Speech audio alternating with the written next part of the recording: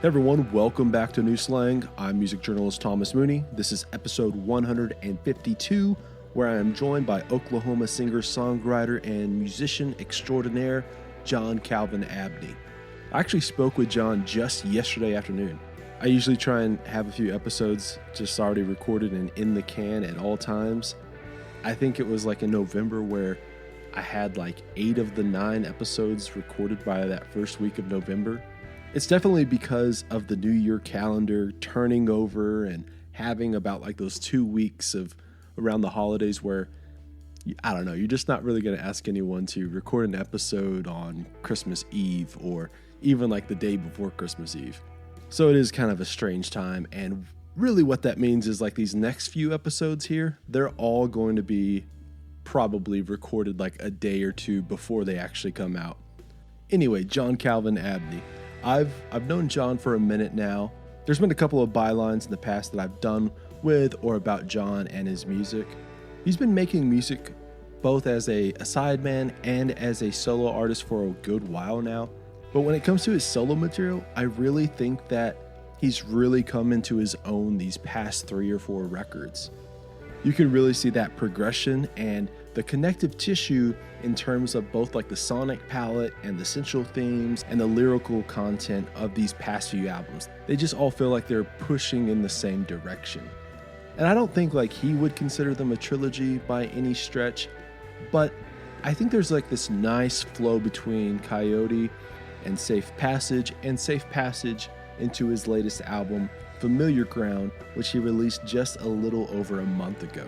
And of course, like that makes sense. Like they're all from around the same 3-year period. He's very much like this Oklahoma Elliott Smith. There's like this splash of Beach Boys dream pop. And as we've talked about at length in the past, and definitely on this one right here, some of that gentle, calming mood of film and video game scores. I'm not sure who said it over at Rolling Stone, but I'm going to borrow it because I wish I had thought about this myself. They described John's music as having like this kaleidoscope pop twist. I just really like that. We do cover a lot of ground on this one, so we'll get to it here in like 5 seconds. But I just want to make sure you know that the Neon Eon has finally launched. That's this new 90s country focused podcast that I've been working on the past few months. Episode is finally out. It's with Clay Walker, and in my humble opinion, it's pretty good. So if you're like into 90s country, be sure to subscribe to the Neon Eon. It'll be a weekly pod with guests from that iconic era of country music. It'll definitely have its fill with stars like Clay Walker, but I'm definitely also trying to get as many songwriters who are behind some of those favorite and iconic hits of that day. I'll throw a link into the show notes for that. Please go subscribe, give it a 5-star review, and it's also at The Neon Eon on Twitter, Facebook, and Instagram. Would definitely appreciate any likes and follows on there as well. Today's presenting partner is our pals over at Desert Door Texas Sotol.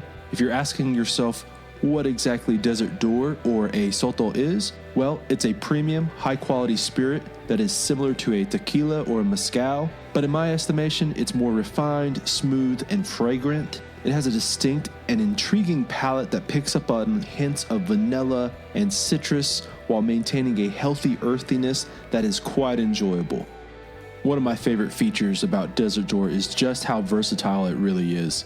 If you want to feel fancy and a little highbrow, it's perfect for a variety of cocktails that call for lime wedges and coarse salt, chopped ginger, agave nectar, sprigs of thyme and sticks of cinnamon.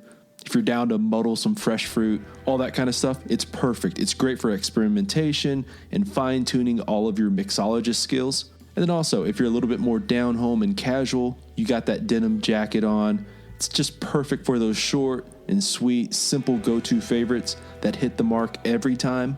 I'm talking about ranch waters and Moscow mules and palomas and Mexican Coca-Cola with Desert Door. What I love so much about Desert Door is just how genuine and authentically West Texan they are as well. They go out and harvest Sotol plants out in the wild and are aware and knowledgeable conservationists at heart. So next time you're at your neighborhood liquor store, get yourself a bottle of Desert Door. I'll throw a link into the show notes for more information. Okay, I won't keep you waiting any longer. on this excellent conversation with John. Here is John Calvin Abney. So I guess like I want to set the scene a little bit here. Yeah.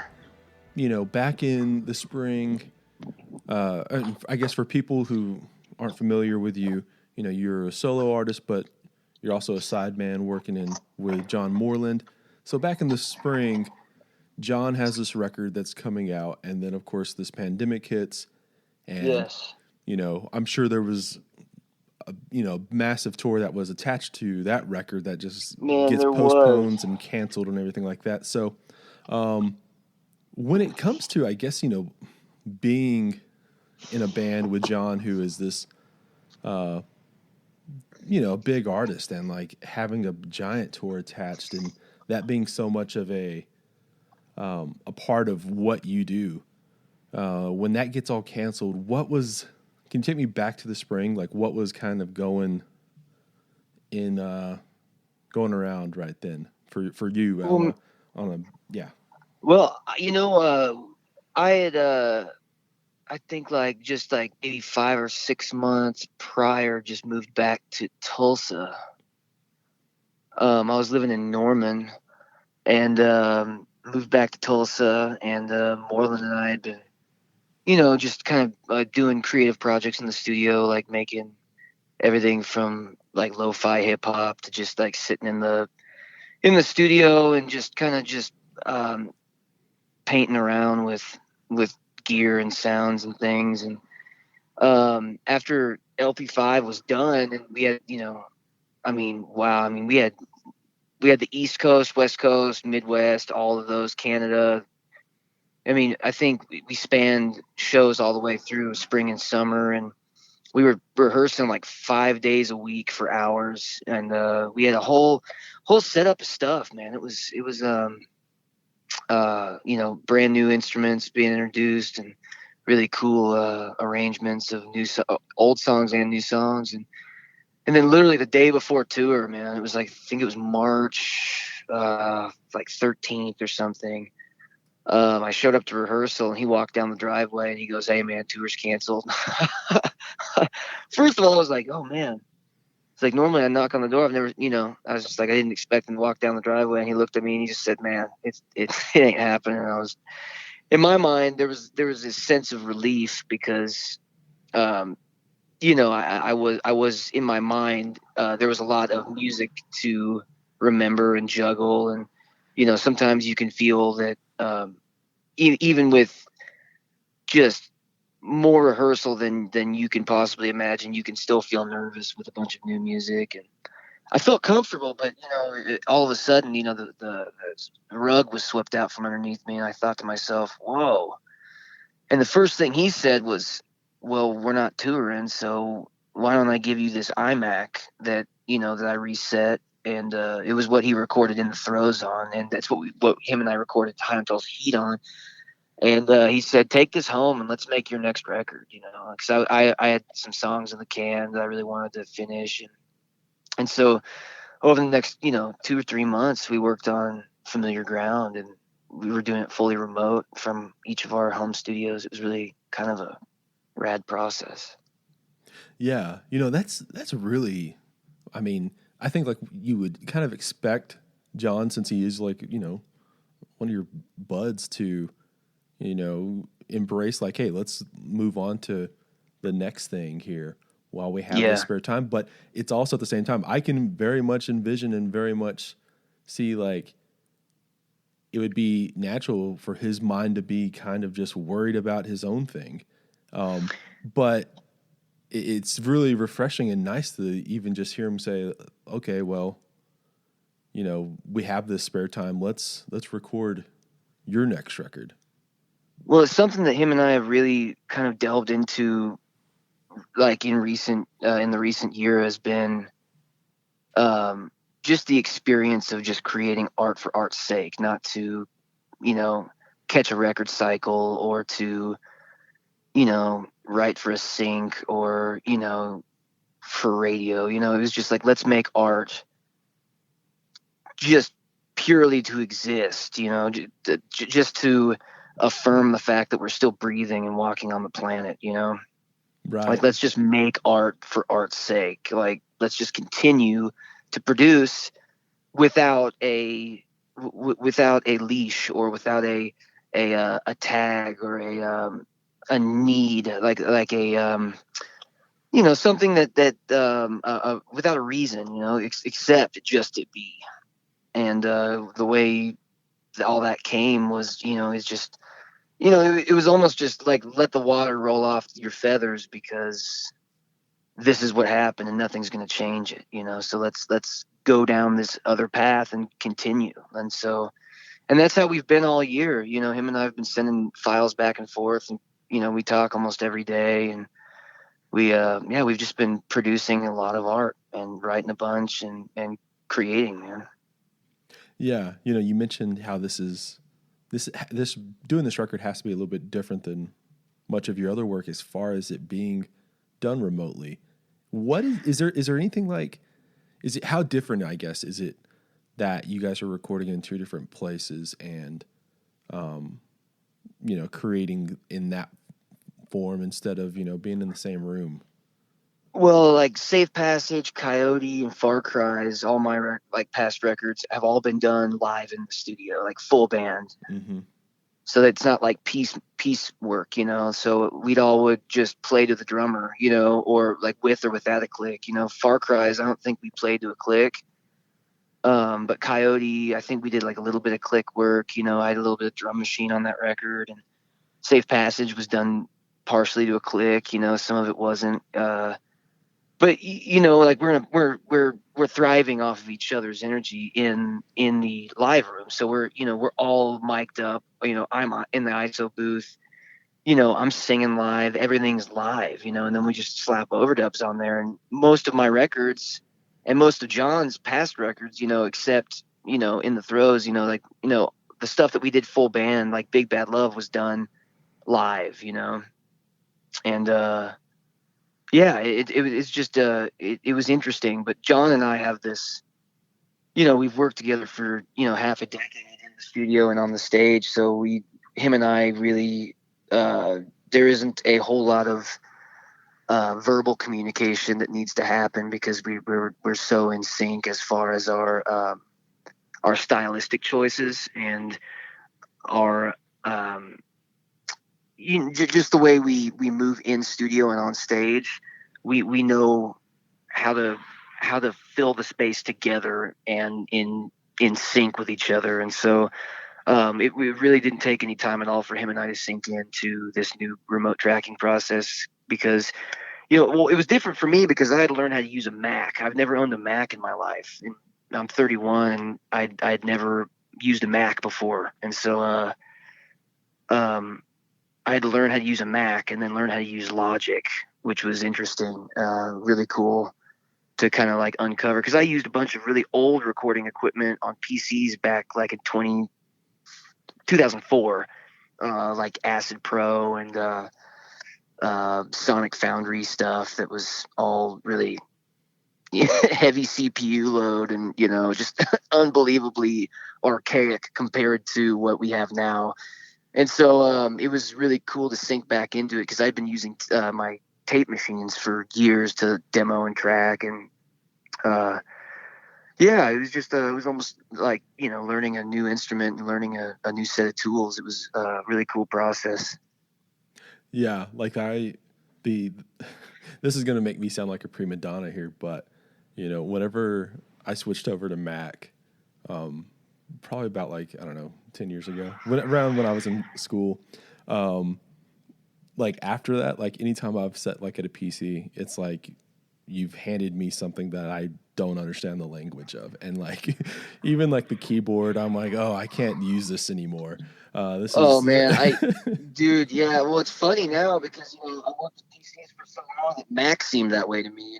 Right? Yeah. Macs I was so confused by, even things like like the recycle bin. You know what I mean? Like the trash, I guess the trash bin. It's like even something as simple as deleting files on a Mac seemed like an arduous process. But I ended up learning how to use this damn Mac. And I just, it's pretty cut and dry once you learn it. And it didn't take long, but, I did a couple YouTube tutorials and asked John some advice because he'd been using Logic forever. And, but yeah, it all really kind of sank in, man. And it was cool because one of the biggest things about tracking in studio is, you start to equate time with money because, you have the band, you have the engineer, and you have the room. You have the dates all planned out, everything. And so you find yourself in this kind of precarious scenario where you're stressing yourself out, and it throws you off because, you've basically found yourself in a situation where every single minute this errant thought flashes through your head that says you need to hurry up because we've only got 7 more hours and we have to track all of this, and so you're actively trying to combat this idea that time is money while you're trying to produce art, which is completely other side of the brain, so instead of being creative, you're again, throwing everything into this realm that's scheduled and rigid, and it can be stressful. So at home, I wake up at 3 a.m. to take a piss and have a glass of water and think, you know what? I think I'm going to compose strings for the intro of this song. And then an hour later I get back in bed, you know what I mean? Things like that, it's like, it was unbelievably easy for me to just say, oh, I got an idea. I'm going to go sit on the edge of my bed and track this real quick, Yeah. Like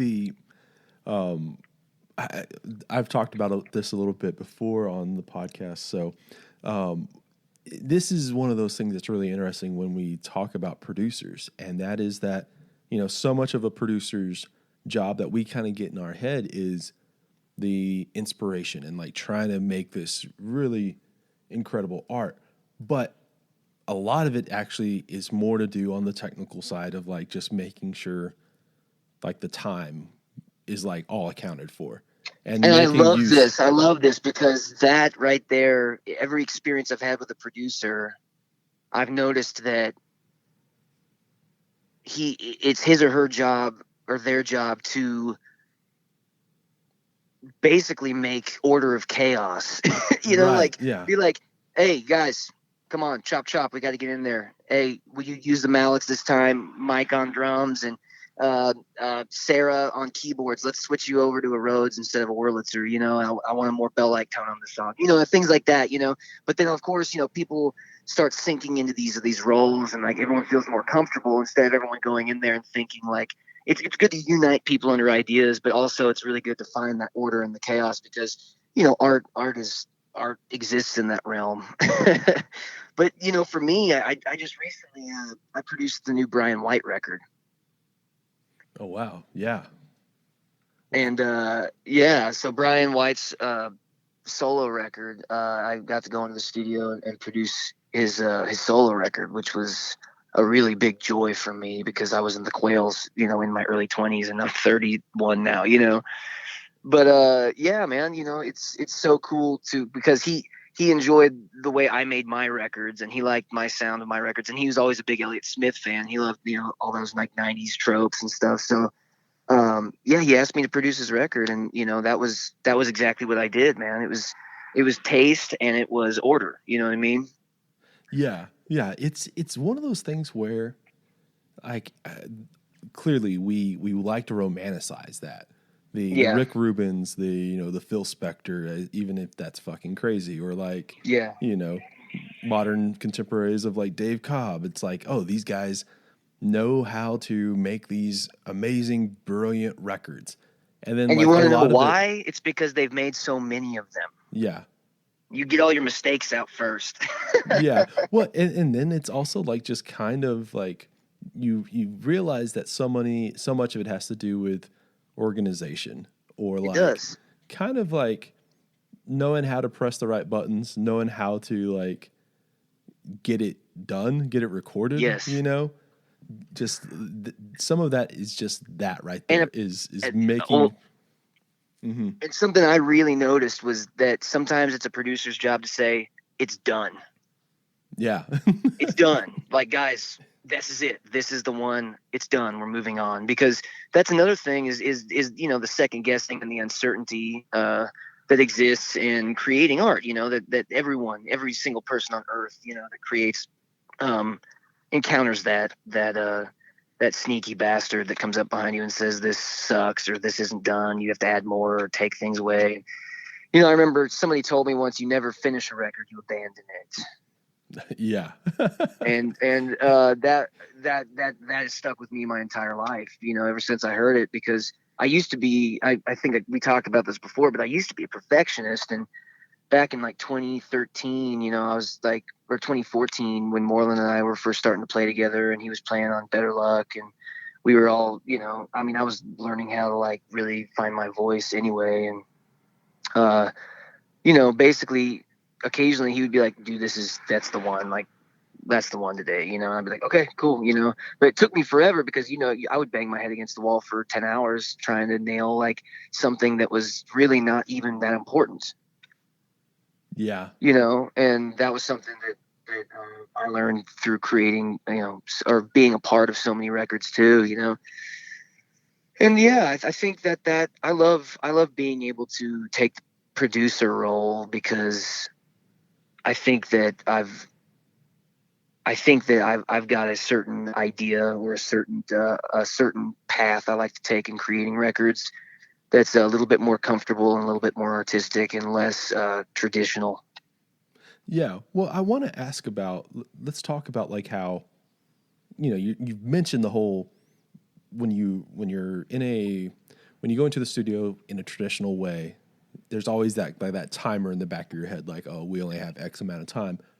Obviously this right here, it's a doomsday clock. We've not really had a different doomsday kind of clock this past year, but so you mentioned like just having just that freedom of, oh, you woke up at 3:00 in the morning and inspiration hit, so you did that. So in relation to like all the having the luxury of time, having the luxury of just being able to add everything on or like take things away, what was that like? What was it like just to know that whole, okay, it's done, or like this version is the version I want? What was that like as far as? I feel like every time that I have been in a studio with an engineer, I've had this.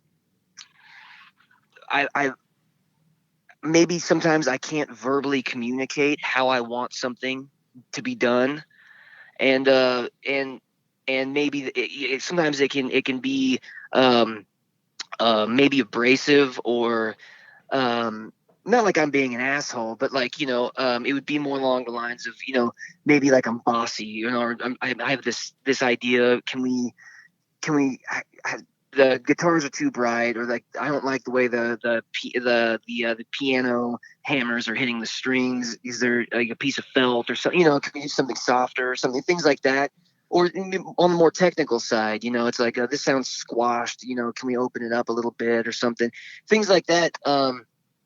Sometimes it's hard to verbally communicate that. And when you can do it yourself, there's an easier flow in the work process where you don't have to go through, and don't get me wrong, I've worked with so many amazing engineers in so many cool places. Britton Beisenherz in Austin, Texas at Ramble Creek, and Jacob Winnick at Tiny Telephone in San Francisco, and Jason Weinheimer at Fellowship Hall in Little Rock, Arkansas. All of, I've worked with so many cool engineers, and I'm lucky, and I've learned so much from them, but to be able to like engineer your own record is it's hard. First of all, it's really hard. And you can end up back in that loop where you're being a perfectionist, or you are, just going at it again and again and again to try to nail this take or this part that's not at all really important in the grand picture.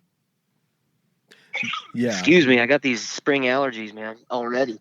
But it's easier to find yourself in the engineer's seat when you're well, let me rephrase that. It's easier to find peace when you can also be your own engineer, because there's not a disconnect in communication when you're trying to find a part or a to amend a situation that's happening that you can't exactly put into words. Yeah, it's the same thing I feel as like when you're trying to describe art, when you're trying to like make the for lack of a better thing, like an album review. Sometimes you don't have the language to Yeah, articulate what that sound is or what that feeling is. it makes And you feel something, but you can't exactly express it. yeah, and so it's one of those weird things where I would kind of guess like for you, if you're like looking for a specific sound and you're trying to describe it in your head, it's more of a, well, I know it's not this, and I know it's not this, and I know it's not this, but I can't Yeah, tell you exactly what specifically it is until I hear it. exactly. You know, and you keep going back through that whole thing, and basically I find myself going right back to the time is money thing, because you're trying to explain to this person, this engineer, or to the musicians in the studio, um, how you hear it, or like how you want it to be, and that takes time. And then your biggest fears are realized when you start equating time to money again. You know? Yeah. Yeah. So, you mentioned back like whenever everything happened back in the spring that, you had a few songs in the can, but then you also, it wasn't like you had this record ready just to hit record. It was still like, some writing to be done and everything. Yeah, I think I had about 5 or 6 of the songs written. I think there was a few that I just really needed to hammer out. You know, I had the I I think I had shown up late, and I don't get excited anymore, and signs of weather written for sure. Like they were down. And then oh, I had the contractor done too. Um, but everything else just kind of started coming out, because I had all this time at home, and I didn't have to plan my life out 6 months, 8 months, 10 months in advance anymore. I just thought to myself, oh, okay, well now I can make like a routine writing time for myself. I can get up in the morning, have my 2 cups of coffee, and sit down at the kitchen table and hammer out lyrics, whether the songs sucked or not. Whether or not the songs had any substance, I was creating. At least I was giving time to the craft, and I felt that there was some songs that I needed to write. But the record didn't coalesce until after a couple months into. I think we did the majority of the tracking in April, and then did mixing in May. This episode of New Slang is brought to you by the Blue Light Live here in Lubbock, Texas. Blue Light has undoubtedly been my home away from home over the years and has played such a vital role not only for my development as a journalist, but obviously it's been one of the foundational pieces for a lot of your favorite songwriters and bands who have made it out of the Lubbock area over the years. And of course, as a music venue, they've played such a pivotal role for a lot of your favorite bands just in general. One of my favorite parts about Blue Light is just how versatile the place can truly be. I've seen it crowded and rowdy on a Saturday night for a rock and roll band, and I've seen it dead still on a Wednesday when a legendary singer-songwriter rolls through town. What you should do is go over to bluelightlubbock.com and check out all the new merch they've added. Hats, t-shirts, both short and long sleeve. They also have hoodies and koozies and just added some sweatshirts that are very much an homage to the college sweatshirt that John Belushi wore in Animal House. And then of course, maybe the crown jewel of their new merch is the Varsity Club style jacket in blue satin. I got one the other day, and yeah, it's just one of my favorite things I own now. And yeah, I don't know, I just love it. Anyway, you can check out all of their new merch over at bluelightlubbock.com. As always, I'll throw a link into the show notes for easy access. Okay, let's get back to the show. Yeah, well, that's what I was going to ask about is like, a song like When This Blows Over, it does feel very much about these times, but I didn't know if there was like necessarily like roots of that song were done a year ago or something like that, and that it just Well, kind of popped up and seemed more relevant for today? I had written that. I had written a lot of the lyrics to that song already because I was missing Northern California because I toured through Northern California on my like that big 2.5 month Safe Passage solo tour I did, and while I was in California, I went to some places that really knocked me flat, man. Like, really took me to another place, and just completely, I was enraptured, man. I was just totally, I was beside myself, man. I was seeing myself from outside my body, you know. And so, I had written a lot of these lyrics, and a lot of the lyrics that have to do that are on familiar ground are very California inspired. Um, I was just coming out of like a Beach Boys phase anyway, and I was listening to like '70s California Gold, and all that stuff. And I feel like Moreland and I really like that kind of that era of production and sound too. So, anyway, I had written a lot of the words for "When This Blows Over" and then amended them, because the whole record or the whole song was about wanting to go back to California and see friends.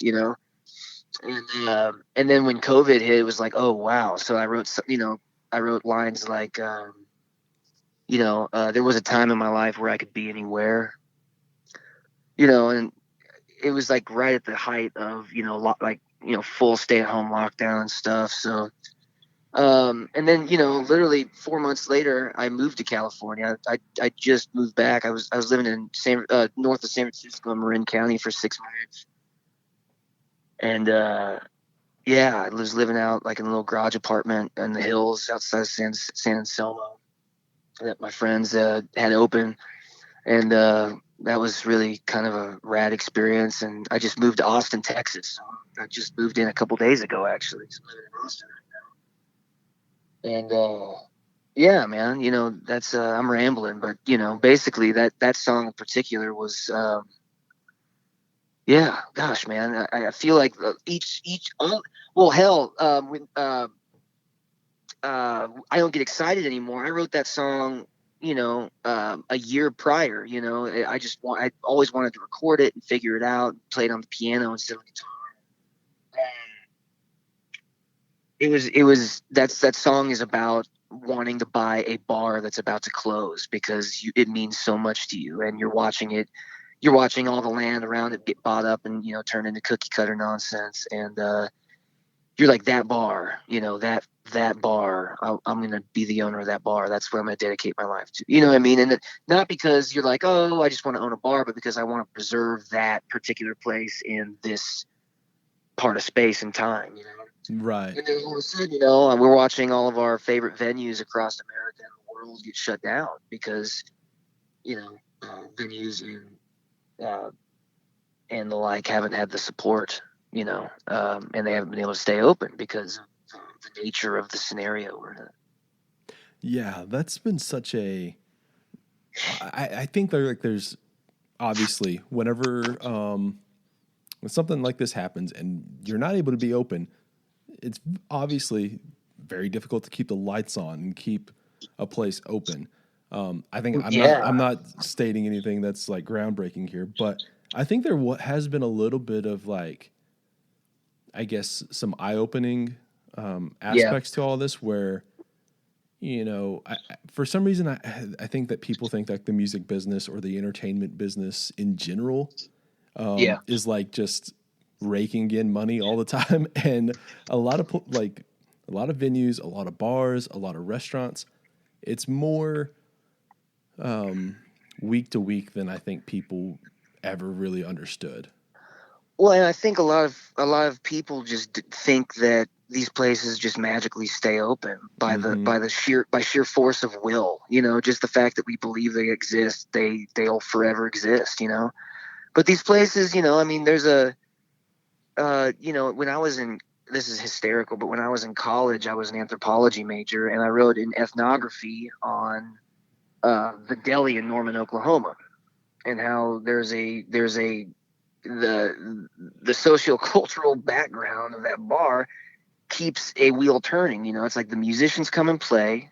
It brings people into the bar. The people buy alcohol from the bar stays open. The bar books more bands. The bars bring people in. You know, it's like it's literally this wheel that a lot of people it's you know, it's like it's an ecosystem, man. It's a food chain. You know, it's all connected down to the very, very bottom, down to the person who's walking in through the front door, giving their $5 to the door guy.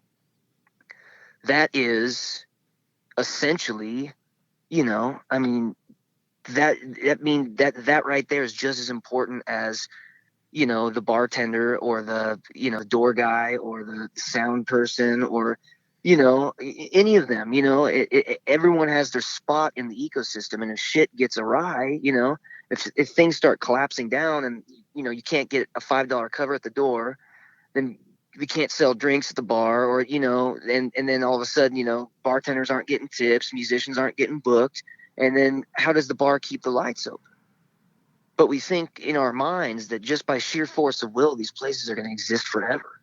And I feel like this has been a very, very powerful wake-up call. It's, you know, these, you know, we've seen, you know, from jazz clubs in New York City to, you know, folk clubs through the Midwest to dance halls in California, you know, I mean, everywhere. We're losing places at a breakneck pace. And if we don't keep you know, a firm stance, you know, we're going to, it's, you know, when touring happens again, it's going to be, you know, maybe mid-sized venues and large venues only, you know, because, you know, DIY spaces, you know, have even started, you know, failing, you know, and it's been a drag, man. But I believe in the ecosystem of live music. You know, I believe that it's, you know, it'll recover somehow, but it's just going to be different. Yeah, I think so as well. I think they're like the ecosystem thing. That's very apt. It's very much they all work in conjunction with one another, and but I think like for some reason like we've always just, and it goes back to like romanticizing music. I feel is or like just being in a bar as like this is just a very profitable thing and a very profitable enterprise. Just because like you go, oh man, you know, this beer is overpriced or this drink was overpriced. They must be like raking in cash. And like, and you'd be surprised because folks have no idea how much like the rent of a place like Kane's Ballroom is, you know what I mean? Or like, you know, or any of you know, I don't know if I don't know the situation there, but you know, like let's say the Cactus Theater. Mm-hmm. You know, or the Cactus Cafe, you know, on campus in Austin, or, you know, any the Blue Light. Yeah. You know, like, any of these places, like, man, I mean, you know, that there's so much more than meets than we see and hear and feel about any of these places, because they really are complex, and there's so many expenses and there's so many circumstances involved in keeping the doors just open and the lights on. And that doesn't include putting bands and alcohol and people and, you know, it just the entire situation. Just to have the shell of the venue itself is a complicated situation. Yeah. The overhead is just massive. It is, man. And that is something right there that I don't think people would even, because in normal times, like why would you like kind of think about, oh, well, how much would it be to rent this place? You know? Yeah. And I think a lot of times people think that like just the bar owns the place, like it owns the grounds. And a lot of time that's not the case. A lot of times it's someone else who's getting that rent money. And even our favorite venues that have been open for 50 years, you know what I mean? Right. Like even they're still paying rent in some of those places, you know? Yeah, it's that. It's the like it's to you know go with the musician thing. It's like, you know, how much overhead is it to be a musician?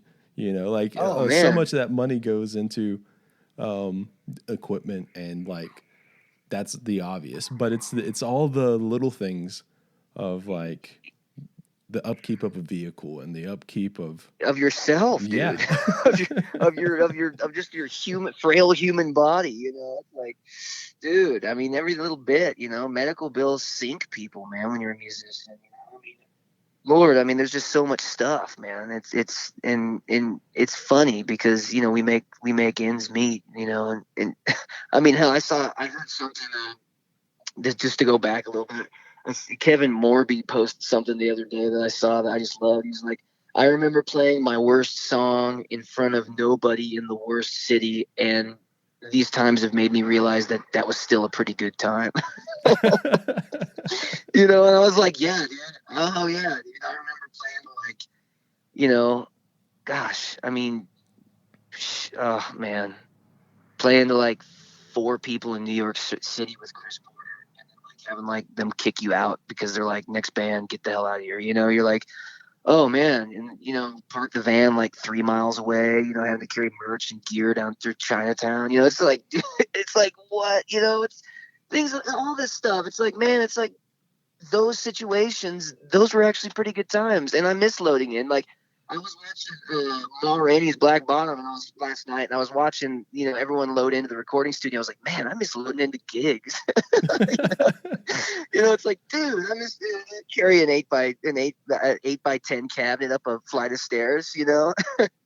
Yeah, it's I've asked a few people in a jokingly way, like, you know, do you miss the heckler? Maybe not the heckler, but you miss like even the the shitty show, like the ones that you thought were, dude, I'm never wanting to do this again.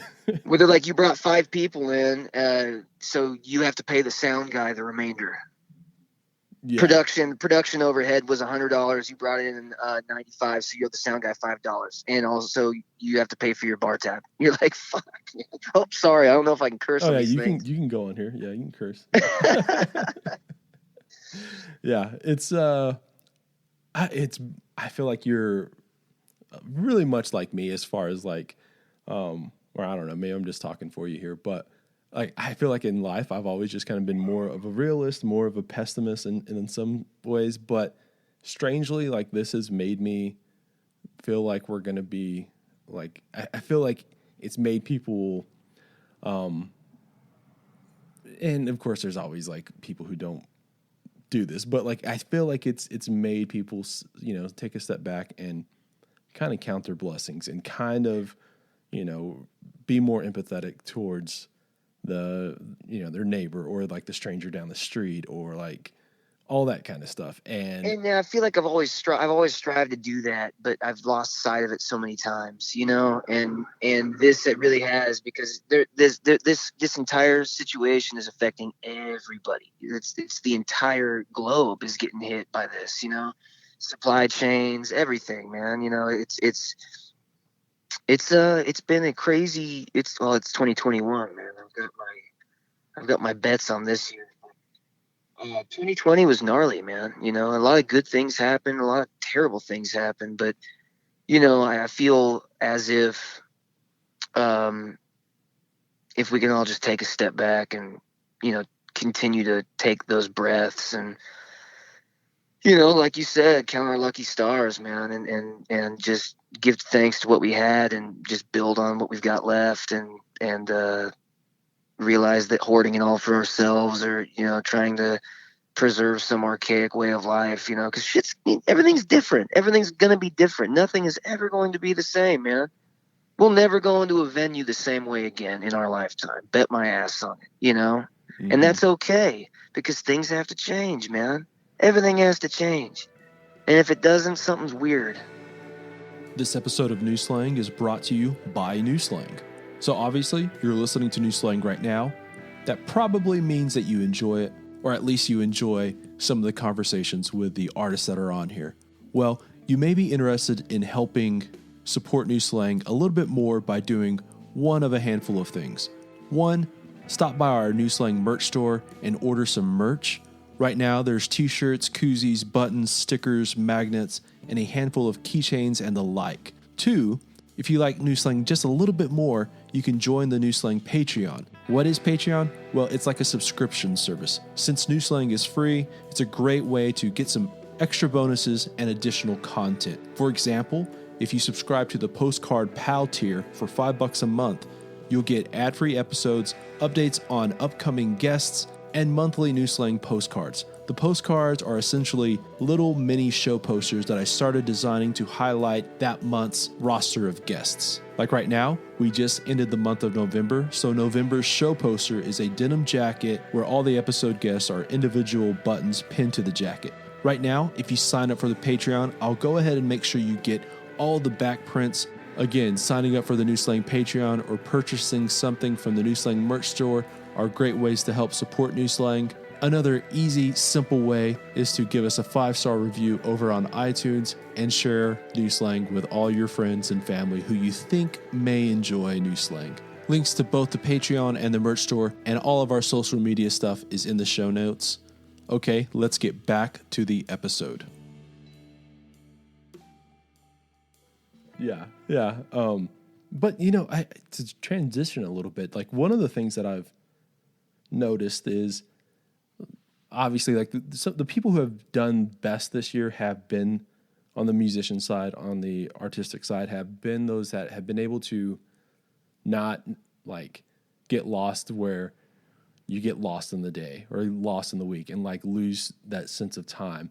The ones who have been able to, not necessarily, you didn't have to write a record this year during all this off time to be productive. It seems like you have very much been very productive on the artistic side. This record, you mentioned how you're already kind of, ready for the next one. I want to talk about like the Bryon White thing. Yeah, man. I don't know how much I can talk about it, but that was like right.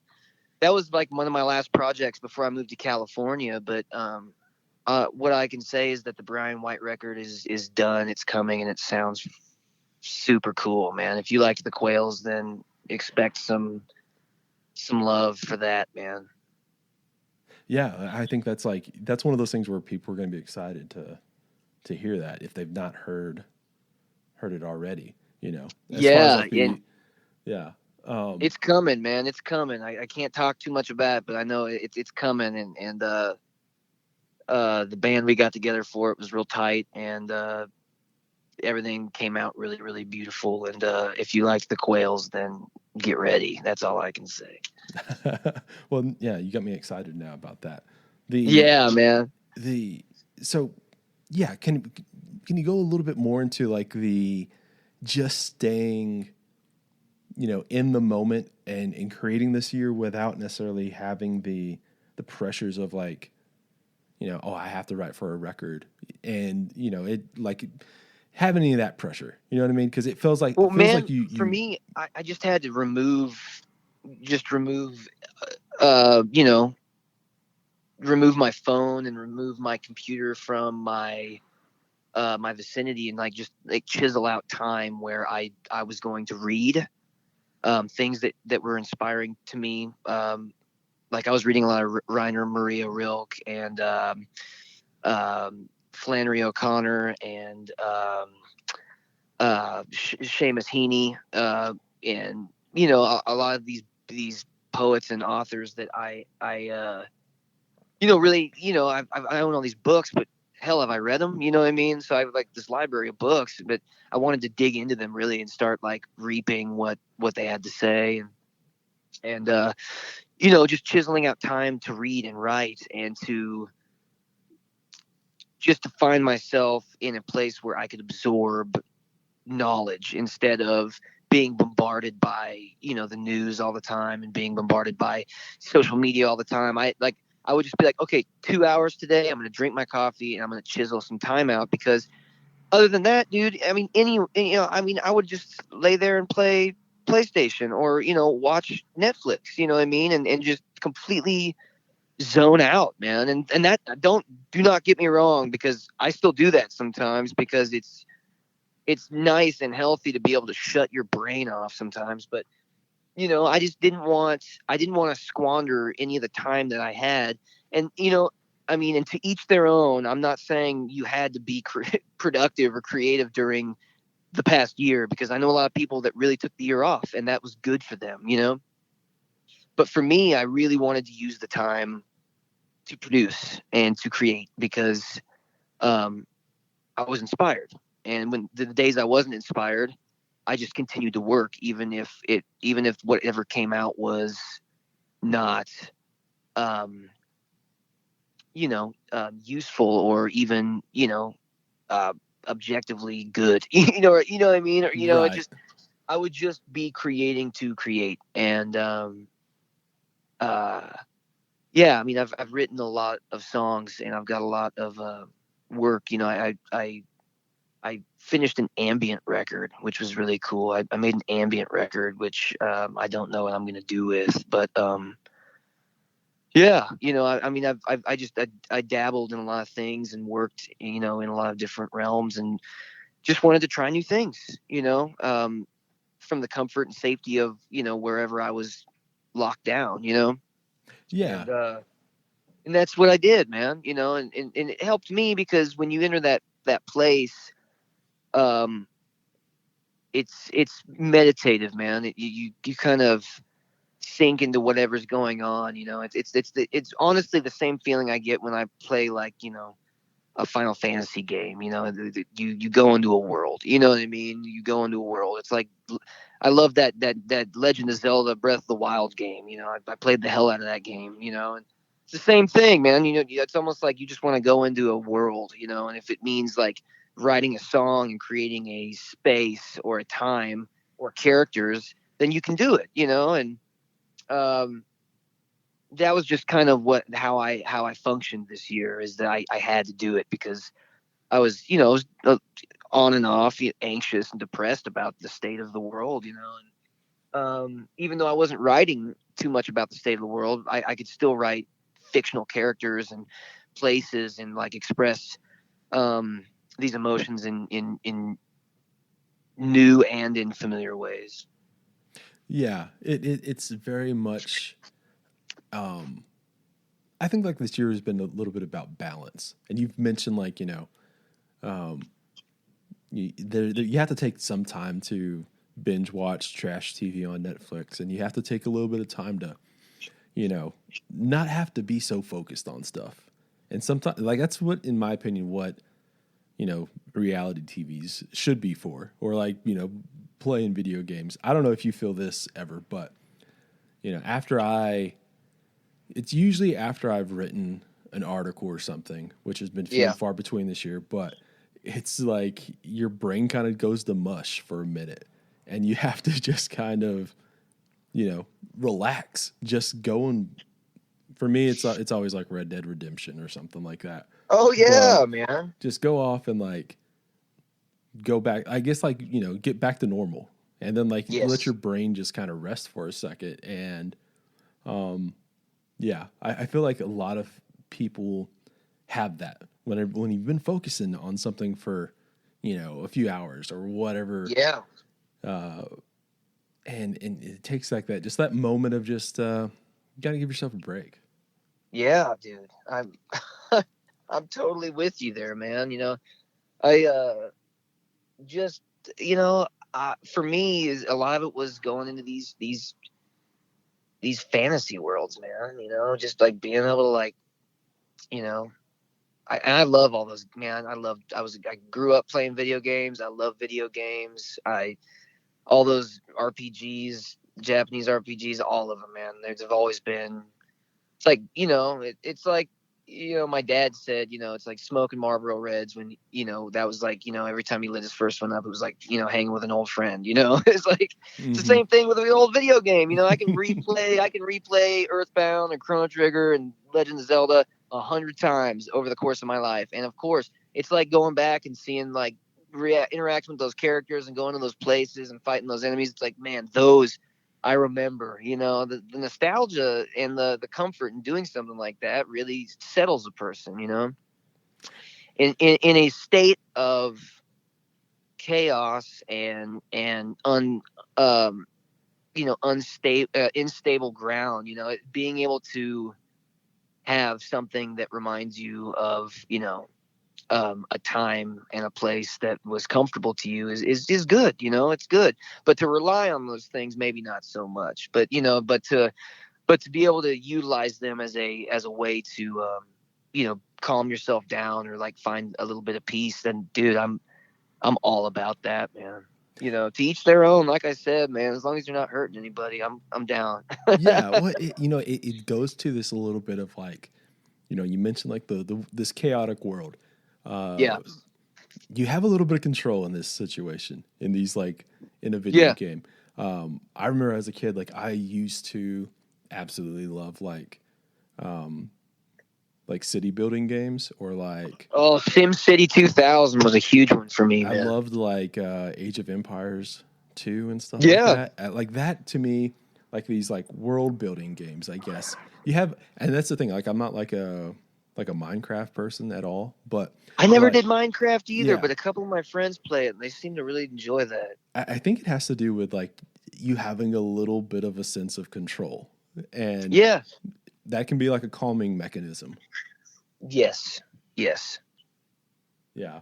Well, not to mention, a lot these games are laden with, music that's like built to stimulate you emotionally. You know what I mean? Like, I mean, I just feel like all of it. I mean, music is such a huge part, even of video games. You know what I mean? I mean, and you and I have talked about this before, but a lot of my music is influenced by guys like Koji Kondo and Yasunori Mitsuda and Nobuo Uematsu, and like all these people that wrote all these music for these games that that if you grew up playing RPGs, then you've heard their music. Shogo Sakai and Kaiichi Suzuki, all these guys, like it rules, man. I mean, this music, I mean, if you've ever played a Legend of Zelda game, da da da da da da, it's like that. You like if you hear it, you're like, oh yeah, dude, I remember that.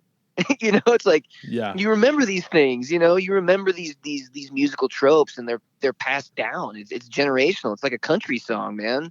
You play a game 30 years ago, and you hear the song, and then you hear it again.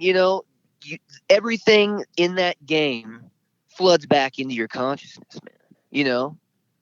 Yeah. Well, the calming aspect, the nostalgic thing. Yeah. What I always love was, and this, I don't do it nearly as much now when I'm writing something, but whenever I would be writing for like the school newspaper or writing a term paper, I Yeah. would always throw on like a music score or like a video game score. Oh And yeah, it would man. be because it was like this, like, you can kind of just, I hate to call it background music, but like it's very much, it's stimulating in a background kind of way where you're not being, bombarded with words at the same time. Because like if you're trying to type words, you don't need more words out in your ears, I guess. Oh, 100%, man. And it's hysterical. It's another reason why I started listening to a lot of jazz. It was because jazz and Mm-hmm. classical and film and video game scores, because to be able to verbally process something while writing words is that I don't even know if anybody can do that, man. But I mean, I did funny stuff, like, man, I used to put battle music on, like battle music from video games when I went running, because it Yeah. made me run harder. It's like, oh, you're fighting a boss battle, and you're like, oh yeah, boss battle music in my ear, dude. I'm gonna whoop this dude's ass. But instead, you have to run 5 miles. Yeah. Well, I mean, Things like that. It's like, I don't know. I used to listen to, piano score, versions of video game music on, just purely piano music, like piano renditions of video game music while I was writing papers, or when I was, driving, or, just, it's the same concept of like why lo-fi hip hop is so popular. It's because it is exactly the same tempo. It is 1 to 2 chords. It is, it's got the nostalgic VHS tape saturation sound. It's got samples from our childhood, and we listen to it because it feels comfortable. You don't have to think a lot about it. There's something about it that puts you in a place of comfort. It's the same thing of listening to um, a movie score. You listen to, I mean, shit. I'm just listening to the orchestral Star Wars soundtracks are just, I mean, it floods emotions because that shit is heavy nostalgia. But still it's like those things create a place where we have some control over over our emotions and how we're going to function in the moments ahead. Yeah, you can like settle in to a space basically with Exactly. And that. that music produces that space for us. This episode of New Slang is brought to you by Hot Damn Coffee. Rolling in from the hills of eastern Tennessee is Hot Damn Coffee. It's a down-home company that roasts single-origin, high-quality coffees from around the world. Their year-round roasts come from certified farms in Ethiopia, Tanzania, and Nicaragua. Check out the Hot Damn website over at hotdamn.coffee. There you can find more info on their operation and roasting process and some helpful tips on how to brew the best cup of coffee. They've certainly made my mornings that much better. And to be perfectly honest, I enjoy a nice cup of coffee at all hours of the day. Some of my favorites have been the Tanzanian pea berry in medium roast and the medium roast of Nicaraguan with the honey process. While there, check out their Hot Damn Coffee Club, which is a monthly subscription service. With the holiday season coming upon us, it's just really kind of the perfect gift. I don't care how difficult or easy a person is to shop for, they'll always be good with items like high quality coffee. And of course, right now, if you throw in the promo code SLANG in all caps, that's SLANG, you'll get 20% off your order. And if you're signing up for the Coffee Club subscription service, they'll take 20% off that first month and also throw in a bonus 8-ounce bag of their Nicaraguan coffee. Again, that's SLANG in all caps. Head over to hotdamn.coffee and sign up today. All right, let's get back to the episode. Yeah, the lo-fi hip-hop thing. For people who maybe don't know about this, like go to YouTube, type in lo-fi hip-hop, and there will always be like a few videos like that are just like live streaming at all times, basically. And try to just like put it on before you go to sleep, dude, or like when you're working on a project where you just want to have some some music in the background. It's great to cook to, Yeah. But yeah, I mean, it's a phenomenon, rest in peace, MF Doom, but MF Doom and Oh man, Jay yeah. Dilla and Madlib, and they pioneered that shit years before that New Jabez and a lot of these Japanese DJs too. Like all of that stuff was there way before this craze of lo-fi hip hop. But it's amazing because it's now it's in the forefront of our cultural consciousness, and everybody knows. A lot of people know what it is and the positive aspects of it. I mean, it's comforting, man. There's, and to use the lingo of the kids, there's a vibe, man. There's a mood. It's like I'm in my 30s, so I could say that now. But you know what I mean? It's like it's exactly it. It's something that's it's wildly popular, but it's been around for years. Yeah, there's a few things I want to mention out of that. It's like the same concept of you go into a sports arena and they're always playing Seven Nation Army by White Stripes, 100%, 100%. Or you walk in or you walk into the dive down the street and they're playing Friends in Low Places. Yeah, exactly. It's that same feeling. You're like, oh God, I've been here before. Yeah, man. Even if you've never been in that bar, you walk in, you're like, yeah, I'll get a Lone Star and a shot of Bullet or a shot of Jack Daniels, and yes, I will sit right here at this bar. And I've been at this bar before, even though you've never been to that town, you've never been to that bar. That song's playing. You've seen that Coors sign somewhere before. It's glowing softly. You swear you've seen that dude down the bar that's wearing a Vietnam vet hat. The person behind the bar because you've seen that Waylon shirt before. It's like, okay, I'm comfortable here. I know where I'm at. Yeah.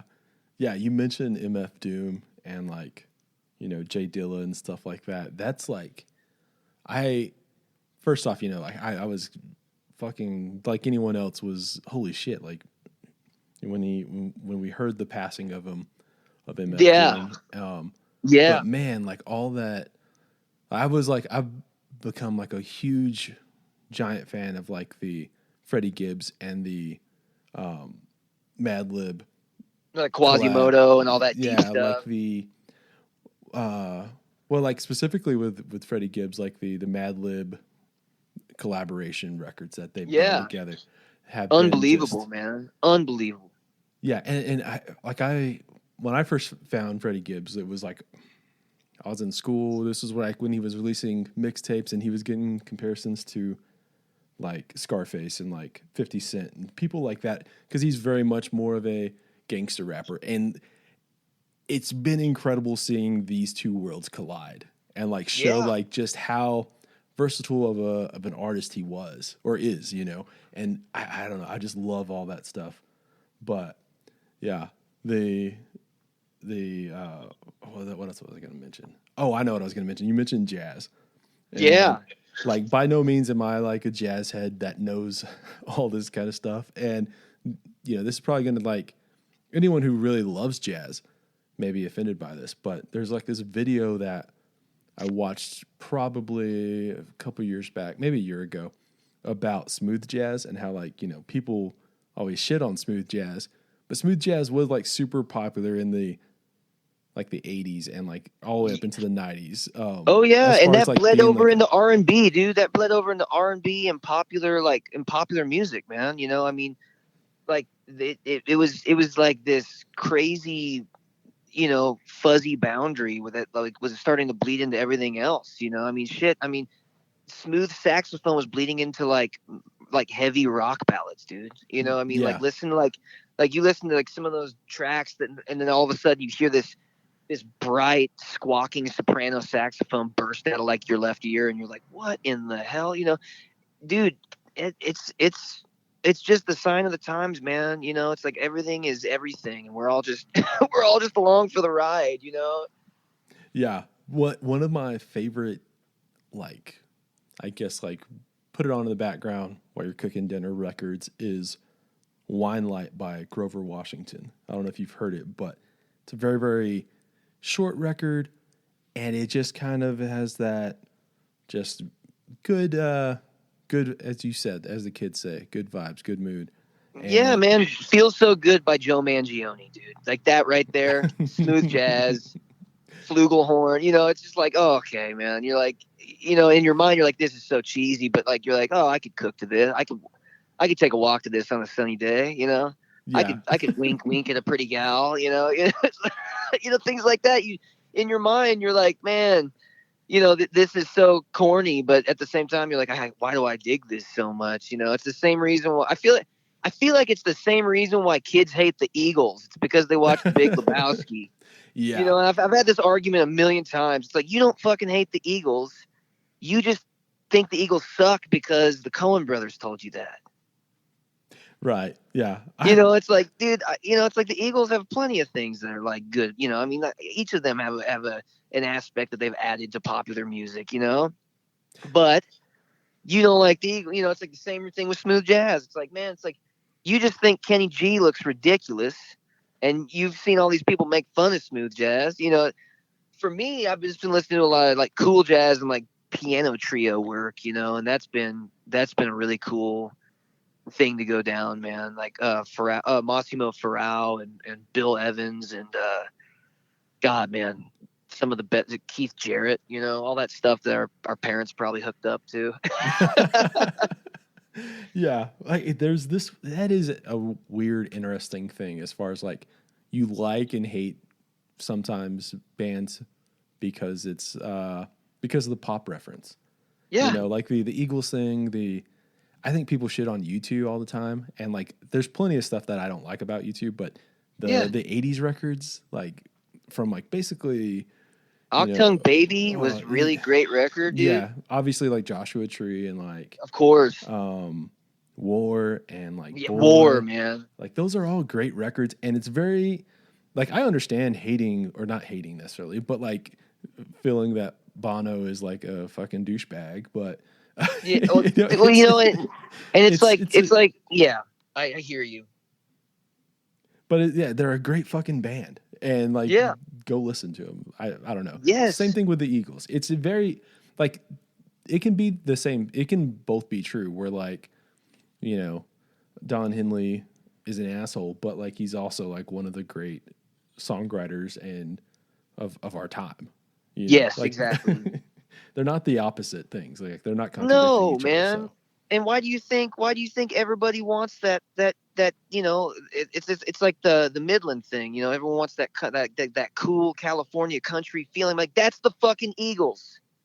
yeah, Like that's the Eagles. Like that, the Eagles, like that look and that vibe, that's the Eagles. You know what I mean? It's like that's what they were doing years before, you know what I mean? Like that whole vibe, it's like, dude, I don't know, man. That's been something in my mind, is that like everyone's been trying to like, cop that cool California country vibe, but it's like, man, it's like, dude, do you guys like the Eagles? yeah, yeah. I feel like they're like, I can say like they're overrated, but also at the same time criminally underrated by people at the same time. It's like a bell curve, Well, or like a reverse bell yeah. curve, or whatever it is. It's like a bell curve. So Totally. And I hear that, man. And it's like as I get older, I'm like, whoa, I like Eagles and Steely Dan. And I'm like, whoa. Like I was talking to Moreland, I'm like, I've entered my soft rock phase, dude. I like Bread and Steely Dan and I mean the Bee Gees, I've just entered this place in my life where I'm like, oh, I see why Wilco sounds the way they do now. oh God, yeah, that's like You know what I mean? that's Like, a great and I've always reference. loved Yeah. Wilco, but I'm like, I totally dig that they're there now instead of like, the age of alt country. You know, I mean, like I know why they're there now. Like they settled into like their soft rock thing, and I'm like, oh God, you listen to Sky Blue Sky, and you're like, oh, this slaps. Like this rules. I love this album. Because you're like, oh, this reminds me that yeah, I'm getting older, and my ears, are. It's like I would, it's the same reason why I'd rather smash a bottle of like Cabernet Sauvignon instead of like drinking like a rack of Lone Star. You know what I mean? Yeah. The Yeah. same thing, man. It's the same thing. It's like I could still go back and do those things, but like I'd rather just like sit on my couch and spin like, spin Sky Blue Sky instead of cranking back, AM. You know what I mean? Yeah. The like the Steely Dan thing. Like I feel like they were trending on Twitter for a minute there, between not like full on trending, but there was the conversation about Steely Dan, and like I can't remember who it was. They may have like said they hated him or something like that, and it kind of I saw that. There was like this is why Steely Dan actually sucks. It was like they're like their lyrics are unintelligible and they're pretentiously virtuosic and all these things. And I was like, well, some of those things are true, but those records sound good. Yeah. I am like, this past year I have definitely dived further into like the 80s thing, as far as like that I've always been like a big Huey Lewis sports fan. Like that unbelievable record is band. fucking incredible. Yeah, dude, it's a masterpiece.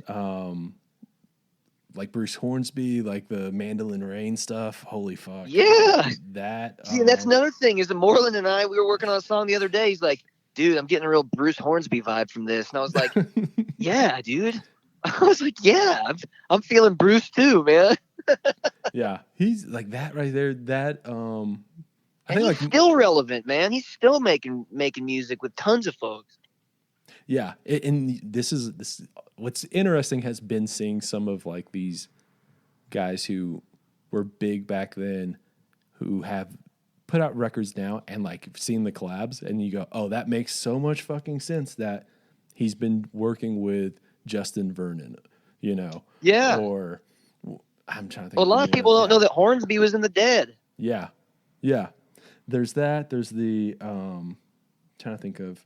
I never actually gave him much of a chance. I was a pretty big Peter Gabriel fan, but early I didn't Genesis, dig too far into Gabriel, man, but I did listen to Genesis occasionally. Yeah, some Genesis, some Mike and the Mechanics. I liked Wings. Wings, yeah. That, yeah. Like Paul McCartney's soft rock phase. Like I was like, hell yeah, man. I mean, I'm not ashamed to say I like Wings, man. Yeah, I think that like Band on the Run is one of the best records I've ever heard. It's a great record, dude.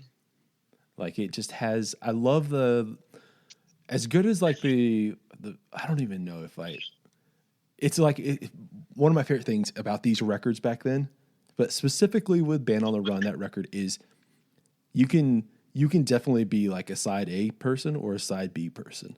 Yeah. Because like they feel like they were made that way. And they were. That rules, man, because that's, and you know, we could talk another 3 hours on the fact that like the art of the album needs to stay alive, but you know, like that's it, man. You know, it's just, they were built that way. Yeah.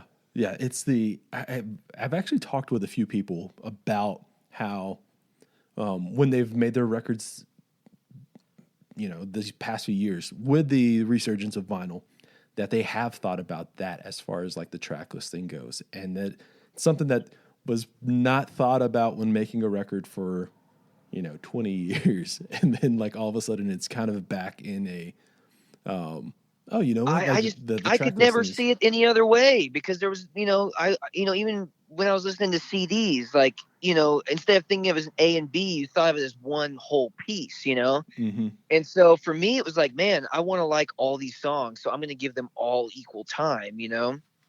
And that's how I've always thought about making records. I've always wanted to make a record that was like a piece, you know, a work, you know?